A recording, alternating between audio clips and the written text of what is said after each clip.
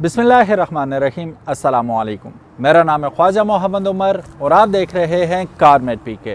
Welcome back to yet another video. और आज की वीडियो होने वाली है एक बड़े से, देख लें आप कौन सी गाड़ी है ये। This is land cruiser 1996 model VX full option गाड़ी है ये। और इसके ऑनर से भी अभी आपकी मुलाकात करवाते हैं। लेकिन एक रिक्वेस्ट जो हमेशा हम आपसे करते हैं कि अगर अभी तक आपने कारमेट पीके को सब्सक्राइब नहीं किया तो make sure you do it, ताकि किसी किस्म की इंटरेस्टिंग वीडियोस हम आपके लिए लेके आते रहें। बड़े से मतलब ये है कि इसको काला हाथी भी कहा जाता है। हम इनके ऑनर से मिलते हैं और इनसे पूछते हैं कि कहाँ तक ये बात सच है। अस्सलाम वालेकुम। वालेकुम अस्सलाम। आदिल भाई कैसे हैं? कैसे हैं भाई? अल्हम्दुलिल्लाह। आदिल भाई की पहले भी हम एक गाड़ी का रिव्यू कर चुके हैं। If I am not wrong that was Honda civic, right? Honda civic 99 model civic थी। और आज हमारे पास इनकी एक और गाड़ी है, 1996 मॉडल है, लैंड क्रूज़र VX। मुझे ये बताया आदिल भाई, इससे पहले कि हम गाड़ी के बारे में जाने, 90s की ही गाड़ियाँ आप रखते हैं, क्या सीन क्या है ये? बिस्मिल्लाहिर्रहमानिर्रहीम। सबसे पहले शुक्रिया अदा करता हूँ आपका।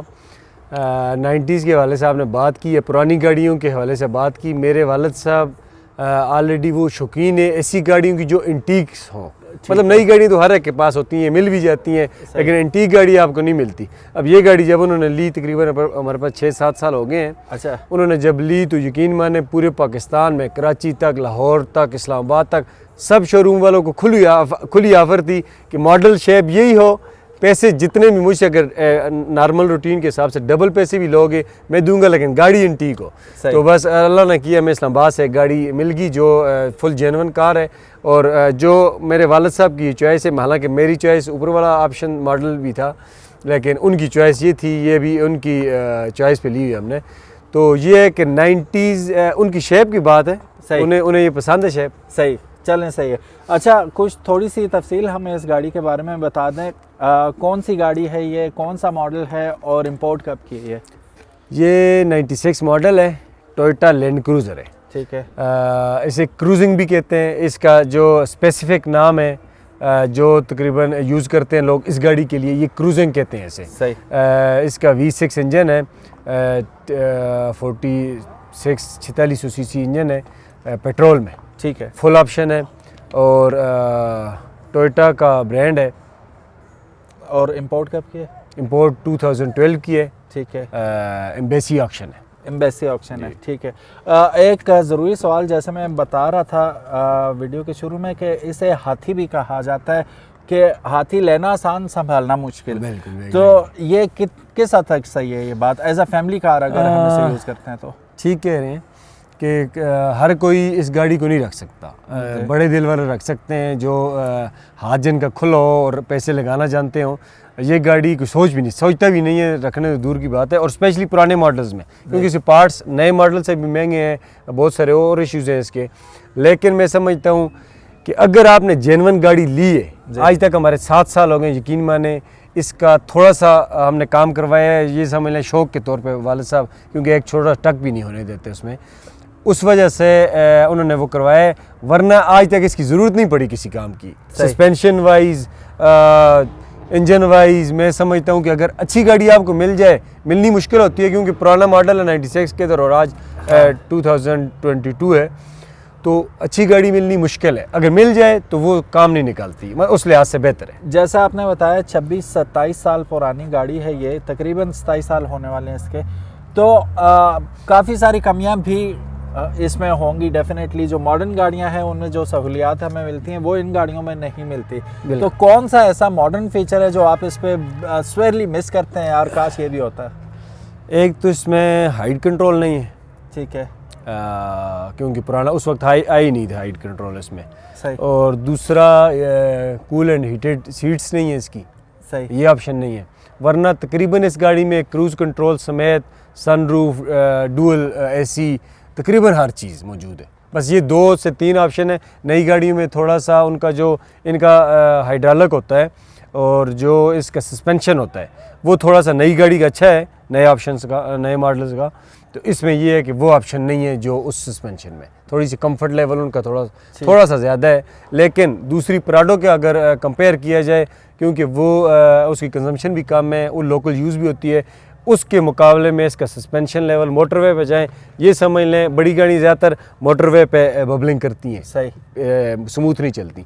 ये माशाल्लाह मोटरवे पे जाएं, कार में और इसमें फ़र्क महसूस नहीं होता, क्योंकि पेट्रोल भी है उस वजह से भी। डीजल होती तो फिर डीजल में फ़र्क महसूस होता है, हैवी हुई होती है काफ़ी। ये पेट्रोल है, स्मूथ भी होती है, कम्फर्ट भी ठीक है, पिक भी अच्छी है। आपने मोटरवे की बात की, 2 सवाल है मोटरवे से मुतालिक। सबसे पहला सवाल तो ये है कि माइलेज क्या देती है मोटरवे पे ये? माइलेज तकरीबन लास्ट टाइम में गया हूँ 5 से 6 तक। अभी माइलेज की थोड़ी सी माइलेज के हवाले से बात भी कर लूँ, इन्फॉर्मेशन देने वाली बात भी है। माइलेज काउंट करती है आपकी गाड़ी में सवारियाँ कितनी बैठी हैं। ये 7 सीटर गाड़ी है, अगर 7 सीटर बैठी हैं, सारी सवारियाँ बैठी हैं, सारे लोग बैठे हैं, तो फिर माइलेज कम देगी, फिर वो समझ लें 4-5 तक देगी। अगर तो आप 2 या 3 बंदे बैठे हैं फिर 6-7 तक भी, क्योंकि वेट बहुत काउंट करता है। फिर आपके पाँव का, मेरा भाई चला जाए तो वो समझ लें 3 तक भी ले जाता है, कि बहुत हैवी उसका पाँव होता है, किसी का भारी होता है। तो मैं लेके जाऊँ नॉर्मल, या वालिद साहब हो नॉर्मल पाँव पे लेके जाएँ तो 5-6 करती है आराम से। ठीक है। दूसरा सवाल मोटरवे से मुतालिक ये है कि टॉप स्पीड क्या की है अभी तक आपने इस पे? इस पे तकरीबन 200 तक गए हम। 200 तक इस पे गए, तो फिर 3 ना दे तो क्या करें? 200 वो तो ऐसे चेक करने के लिए 200 तक हमने किया था। भाई मेरा तो जाते ही, छोटा है सबसे, वो तो जाते ही 200 के, उसे तो कोशिश होती है कि ज़्यादा से ज़्यादा स्पीड में जाए। मैं वैसे 120 नॉर्मल स्पीड। तो रोड ग्रिप का क्या सीन है? 200 पे तो गाड़ी हवा हो जाती है बिल्कुल। लेकिन माशाल्लाह क्योंकि मैं कंपेयर कर रहा हूँ दोबारा प्राडो वगैरह से, और ये कार्स के मुकाबले में इसमें डीजल भी है, उसमें महसूस होता है, शोर ज़्यादा होता है डीजल का, बहुत हैवी होता है इंजन। तो उसके मुकाबले में यकीन माने 200 पे भी ये बबलिंग नहीं करती, क्योंकि हैवी गाड़ी है, बबलिंग नहीं करती। अगेन 26 साल पुरानी गाड़ी होने की वजह से काफ़ी सारी ऐसी चीज़ें होती हैं जो काम छोड़ जाती हैं। हाँ। इसमें ऐसी कोई चीज़ है जो स्टॉक तो मौजूद थी लेकिन अब काम नहीं करती? ऐसी कोई चीज़ अभी तक नहीं है, क्योंकि ये गाड़ी यूज़ बहुत कम हुई है। ठीक है, प्रैक्टिकल है, सारी चीज़ें काम सारी माशाल्लाह, और जेनवन पेंट इसका जेनवन है, इंटीरियर जेनवन है। लास्ट टाइम थोड़ी सी डिटेलिंग के हवाले से बात करूँगा, हमने डिटेलिंग करवाई, अंदर से भी बिल्कुल अभी तक जेनवन है सारी, लेकिन सीट्स थोड़ी सी उसने डिटेलिंग वाले से वाला साहब ने कहा डिटेलिंग कर लो, सफाई की उसने, तो वो ऐसे अनाड़ी मैं मशवरा भी दूंगा सबको, डिटेलिंग करवाते वक्त बहुत एहतियात करें। आम किसी भी, हालांकि वो एक अच्छा ब्रांड था, अच्छे लोग थे उस वक्त, अभी तो ख़त्म भी हो गए, उन्होंने कर लिया ख़त्म, लेकिन वो सीट्स पे उसने ब्रश जो धोने वाला होता है वो रगड़ लिया, और काफ़ी सारी सीट्स हमारी डैमेज ऐसे कर ली कि 0 मीटर सीट्स थी, और ऐसी सीट्स मिलना नामुमकिन। अभी हम क्योंकि हम लेना चाह रहे हैं, लेकिन वो सीट्स मिलनी नामुमकिन, मिल नहीं रही हैं, नहीं मिल रही हैं वो, क्योंकि अपनी पोजीशन में थी, तो इसलिए। और कोई इसका पार्ट्स ऐसा है नहीं है। कुछ चीज़ें हैं जो कम मिलती हैं लेकिन मिल जाती हैं, महंगी होती हैं, कोई एक्सपेंसिव ज़्यादा होती हैं, लेकिन मिल जाती हैं, पार्ट्स मिल जाता है इसका। अच्छा आदिल भाई, मसाइल की बात करते हैं, क्योंकि हमने पहले, बल्कि आप ही ने बताया था कि ये हर एक का बस नहीं है कि इस गाड़ी को रख सके। तो ज़्यादा मसाइल क्या होते हैं? एक बंदा है जो, जिसे जैसे आपके वालिद साहब हैं, ये लोग पसंद है। एक बंदा है जिसके पास नए नए पैसे आए हैं, अब उसने शौक पूरा करना है, ठीक है, हालात होते हैं इस तरह के, तो वो क्या चीज़ जहन में रखे यार, कि क्या चीज़ उससे मुश्किल हो सकती है ये रखते वक्त, ये गाड़ी रखते वक्त स्पेशली? हाँ, बस उससे एक तो कंजम्पशन वाइज मैं कह रहा हूँ, जिसका दिल बड़ा होगा, हाथ खुला होगा, वो ही रख सकता है। डीप पॉकेट्स होंगे। हाँ, लाजमी वो कोशिश करे रखने की। ये मैं समझता हूँ आजकल के दौर में ये शौक की गाड़ी है, शौक वाला शख्स रख सकता है। हाँ। वरना शौक के बगैर नहीं रख सकता। इसकी और डिमेरिट्स ये हैं कि इसमें पार्ट्स महंगे हैं, जैसे बड़ी गाड़ी की हर चीज़ महंगी होती है, तब मैं कह रहा था मुश्किल है रखना, हर कोई नहीं रख सकता।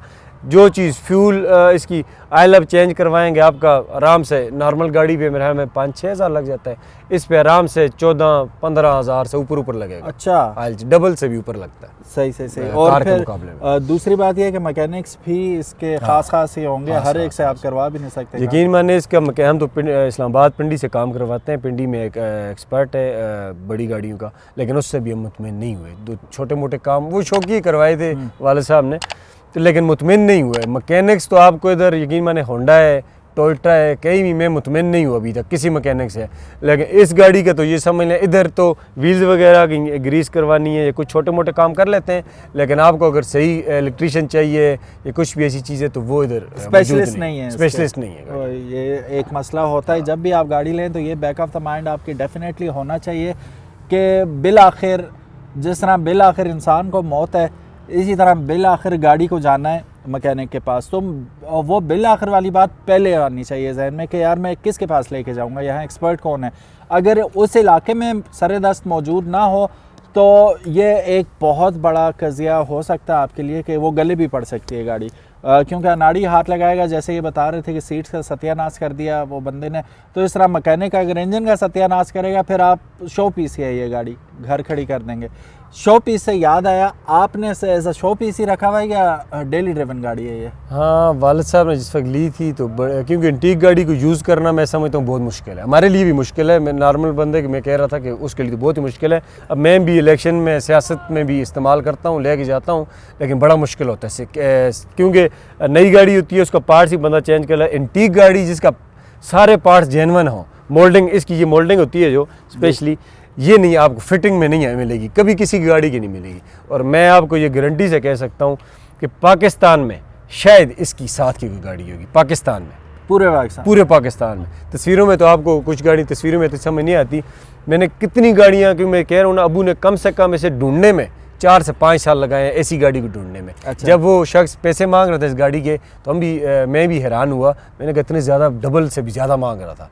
तो मैंने वाले साहब से कहा, मैंने कहा ये इसमें हमें ऊपर वाला मॉडल मिल सकता है, लेकिन उन्होंने क्योंकि ठान ली थी कि ये गाड़ी मॉडल लेने, उनका शौक़ भी था, तो वो गाड़ी इन्होंने ली है। लेकिन ये एंटीक गाड़ी ऑल ओवर पाकिस्तान, मुझे नहीं लगता कि शायद कोई 2-3 गाड़ियाँ होंगी इसके साथ की बच्ची। असल बात ये होती है कि ये उस वक्त 9000 किलोमीटर ओनली चली हुई थी जब हमने। अच्छा, नहीं मतलब पाकिस्तान में 9000, पहले क्योंकि इम्पोर्ट हुई थी उधर चली है कुछ, लेकिन हमने जब ली थी इधर से, इधर 9000 थी टोटल, मेरे ख्याल में 1 लाख के लगभग थी ना इधर से, क्योंकि ज़्यादा उधर चली थी। इधर उस बंदे ने एंटीक पीस खड़ी की थी गाड़ी, और हमारा भी यही इरादा था। और गाड़ियाँ हैं तो उनको चलाने का इरादा था, यूज़ भी ज़्यादा वही करते रहे, लेकिन अभी यूज़ होती है लेकिन कम, दूसरी गाड़ियों से कम। ठीक है। जाने से पहले एक छोटा सा सवाल, पिंडी और मानसरा का रास्ता तकरीबन 150 किलोमीटर जाने का, 150 आने का, 50 किलोमीटर या 100 किलोमीटर वहाँ पे भी कर लें, डेफिनेटली आप बड़ी दफ़ा गए होंगे, क्या माइलेज देती है, कितना खर्चा आ जाता है? अभी लास्ट टाइम मैं गया हूँ तकरीबन इसने, हालांकि रैली में गया हूँ कि उसमें पूरा दिन हमने रैली में खड़ी भी हुई है गाड़ी, नॉर्मल उस पर स्पीड भी नॉर्मल थी, मतलब उसमें ज़्यादा कंजम्पशन होती है, लेकिन 11-12 हज़ार के इसने और बहुत मुनासिब इस बार की सेटिंग ट्यूनिंग हमारी अच्छी हुई थी इस बार। तो मैं समझता हूँ कि बहुत, मेरे जहन में 18-20 के लगभग था कि रैली में रुकना, फिर वो गाड़ी स्टार्ट रहती है, खड़ी रहती है, पूरे हम 8 घंटे तो हमारे जाते जाते लगे हैं सिर्फ जाने के, क्योंकि रैली में थे। हाँ बिल्कुल, स्टार्ट रही है। तो बहुत अच्छी माइलेज दी है जी, बहुत अच्छी। इमरान खान का जलसा था लास्ट टाइम जो, तो उसमें ये है कि हमारी कोशिश, मेरे जहन में ये था 18 से 20 हज़ार का लाजमी आने जाने का करेगी, लेकिन 11-12 हज़ार का की, बहुत मुनासिब की है। Very nice. अच्छा आदिल भाई, यहाँ पे हमें कोई बात करना चाह रहे थे जी? आदिल भाई बिस्मिल्लाहिर्रहमानिर्रहीम। अच्छा, मैं एक मैसेज देना चाह रहा हूँ तमाम शहरियों को कि आपको गाड़ी अल्लाह पाक ने सहूलत दी हुई है, उसे इस्तेमाल करें, लेकिन दूसरे जो सामने से ड्राइवर आ रहा है उसको मद्देनज़र रखते हुए कि उसे क्या तकलीफ़ हो रही है, आपकी वजह से उसे क्या अजियत हो रही है। HID सबसे बड़ी अजियत का शिकार हैं जो नॉर्मल ड्राइवर के लिए, और स्पेशली नई गाड़ियों में इतनी हैवी HIDs लगाई हुई हैं कि सामने वाले को, स्पेशली जो 50 से अबव एज के जो लोग हैं, उन्हें तो बिल्कुल नज़र नहीं आता, हमारी एज के लोगों को नज़र नहीं आता कि उतनी हाई बीम होती है। यकीन माने वो अजियत है, सरासर अजियत है, उसकी वजह से कितने एक्सीडेंट होते हैं, लोगों की आंखें ख़राब होती हैं उससे, और बहुत सारे उससे। मैं कहता हूँ HIDs में कंपनी से ये मुतालबा करूँगा, दरख्वास्त भी करूँगा और आला हुकाम से मुतालबा करूँगा कि नई गाड़ियाँ जितनी भी आप HIDs है, इतनी हैवी हाई बीम आप लोग दे रहे हैं, उसमें उन्हें पाबंद किया जाए, उन्हें बाकायदा, क्योंकि सर्टिफिकेट आप देते हैं उन्हें कि पास करते हैं बाकायदा तौर पर, तो उन्हें ये HIDs जो हैं इनके मुतबादल को ऐसी लाइट्स हों, अगर लो में HIDs हैं तो फिर भी चल जाती हैं, लेकिन कम से कम हाई बीम में HIDs अलाउ न करें। और स्पेशली ट्रैफिक पुलिस को इस बात का, मैं कुछ ट्रैफिक पुलिस वाले लोगों को तंग करते हैं और चीज़ों पे, छोटी छोटी बातों पे, जो वायलेशन है वो HIDs की है, जो बड़े हार्न हैं वो हैं, और जो ट्रक का अक्सर धुआं है, मैं बात करता होता हूँ, उन्होंने सलेंसर एक साइड पे किया होता है और दूसरा गाड़ी वाला तंग हो रहा होता है। ये चीज़ें जो वायलेशन, असल वायलेशन है, उन पे फोकस करें, और स्पेशली HIDs में फोकस करूँगा। मैसेज दूंगा तमाम शहरियों को, आला हुकाम को, ट्रैफिक पुलिस को कि इस पे ज़रूर कार्रवाई करें। कोशिश करें कि सामने वाले को, क्योंकि मेरे पास अगर बड़ी गाड़ी है, मैंने HIDs लगाई है, मुझे तो कोई परेशानी नहीं है, मुझे सामने सब कुछ दिख रहा है, लेकिन किसी के पास छोटी गाड़ी है, उसकी आंखों में लग रही है, हमें उन लोगों का एहसास करना चाहिए। वो एक्सीडेंट का बायस होते हैं, बहुत सारी अजीज़ का बायस होती हैं, आखरत के लिए भी नहीं ठीक, हमारे शरी लिहाज से भी नहीं ठीक, अखलाकी लिहाज से भी नहीं ठीक, इसलिए इस चीज़ में बहुत एहतियात करें। बहुत शुक्रिया। सो गाइस, ये थे आदिल भाई और ये था इनका काला हाथी और फुल ऑप्शन हाथी है ये। और लिटरली जैसे ख्याल रखना पड़ता है पुरानी चीज़ों का, वो एक कहावत है कि पुराने सिर्फ वालिदैन ही अच्छे होते हैं, जिनकी खिदमत करके कम से कम सवाब तो मिलता है बंदे को। ये चीज़ें संभालनी दिल गुर्दे का काम है, स्पेशली अगर आपने इतने शौक़ से रखी हुई है। फिर जैसे ये बता रहे थे वालिद साहब ने ठान ली थी, फिर वो अना की भी बात आ जाती है कि रखनी है तो ये रखनी है, फिर मेंटेन भी रखनी है। तो ये बड़ा दिल गुर्दे का काम है, बड़ा टाइम टेकिंग काम है, फिर काफ़ी दिन लग जाते हैं अगर ये गाड़ी बिगड़ जाए सही करवाने के लिए। तो ये चीज़ें बैक ऑफ द माइंड होनी चाहिए। And props to him and his father कि जिन्होंने इतनी पुरानी गाड़ी इतनी मिंट कंडीशन में इतनी अच्छी, और जैसा इनका दावा है कि पूरे पाकिस्तान में इस किस्म की गाड़ी इस हालत में नहीं मिलेगी। जाने से पहले हमें एक वो रफ़ आइडिया दे दें, क्या मार्केट होगी इस गाड़ी की? भी इस गाड़ी तकरीबन हमें लास्ट टाइम ऑफर हुई है इसकी 50 लाख 50 लाख ऑफर हुई है। अच्छा, नॉर्मल जो मार्केट है वो 30-35 के लगभग जा रही है अभी इस गाड़ी की, मतलब जो अच्छी कंडीशन में है तकरीबन। लेकिन क्योंकि ये मैं फिर बात करूँ इंटीक है, इसकी शौक के पैसे होते हैं, तो 50 लाख हमें इस्लामाबाद में ऑफ़र हुई है। तो क्योंकि अबू ने शौक की गाड़ी है, सेल करनी नहीं है, हाँ, इसलिए नहीं दी। इसके साथ मैं तो एक बात करूँगा, आपने बात की थी कि इसकी मेंटेनेंस, और कुछ लोग ये करते हैं कि पुरानी गाड़ी ले लेते हैं, 15-20 लाख की गाड़ी ले लेते हैं, उनका ज़हन ये होता है 10 लाख ऊपर लगा के और आउट क्लास कंडीशन में हम खुद अपनी मर्ज़ी से बनाएंगे। मैं ये समझता हूँ कि बड़ी गाड़ियों में अगर तो आपको फुल बॉडी समेत, अगर अक्सर बॉडी चेंज गाड़ी होती हैं, उसके साथ इंजन सीट्स मिल जाएं, वो बेस्ट है। उस तरह आप उससे कर सकते हैं जैसे रेनोवेट करते हैं कुछ लोग। तो लेकिन अगर कोई शख्स ये सोचेगा पेंट करवा के, उसका इंजन बनवा के, उसका सस्पेंशन बनवा के कोई काम करवाएगा, वो ना करवाए तो वो 10 लाख रुपये ज़ाया करने, बल्कि वो 10 तो 10 7 वो 20 लाख जो लगाया हुआ है वो भी बिल्कुल ज़ाया है। बिल्कुल, क्योंकि ये गाड़ियाँ उस तरह कामयाब नहीं, कार्स होती हैं वो उनके पार्ट्स ही मिलते हैं, वो कामयाब भी हैं। लेकिन आप वाली बात है कि गाड़ी ये वाली बिगड़ जाए, फिर इसकी सेटिंग करनी बहुत मुश्किल है। मैंने बड़े देखे हैं जी, रोते हुए लोग, बहुत ज़्यादा इसकी मोल्डिंग, इसकी ये चीज़ें, ये फिटिंग में कभी नहीं, बड़े से बड़ा डेंटर होगा ये फिटिंग में नहीं ला सकेगा कोई चीज़ भी। इसकी हर चीज़ इस वक्त लाइन टू लाइन इसलिए कि जेन्युइन है। बनी हुई गाड़ियाँ कोशिश करते हैं बनाने की, लेकिन वो उस चीज़ पे नहीं, और स्पेशली बड़ी गाड़ियाँ मैं नहीं समझता कि वो स्टाफ हालत में आ सके। नहीं, वो नहीं हो सकता, बहुत मुश्किल है। सो ये थे आदिल भाई और ये थी इनकी खूबसूरत गाड़ी। मैं दोबारा ये बात करूँगा कि इनका दावा है कि this is the one and only in this condition in Pakistan. So हो सकता है कि और लोगों के पास भी हो, हमारी नज़रों से ना गुजरी हो, लेकिन वो आटे में नमक के बराबर हैं, बिल्कुल ना होने के बराबर होंगी। और गाड़ी आपने देखी, गाड़ी की कंडीशन देखी, इंटीरियर एक्सटीरियर सब देखा, गाड़ी कैसी लगी और आदिल भाई का जो जुनून है इन गाड़ियों के लिए वो कैसा लगा ज़रूर बताइएगा। Thank you so very much for watching this video. Adil भाई आपका भी बहुत बहुत शुक्रिया, आपने टाइम दिया, बहुत शुक्रिया। और वीडियो देखने के लिए again thank you so very much. अपना बहुत ज़्यादा ख्याल रखिएगा।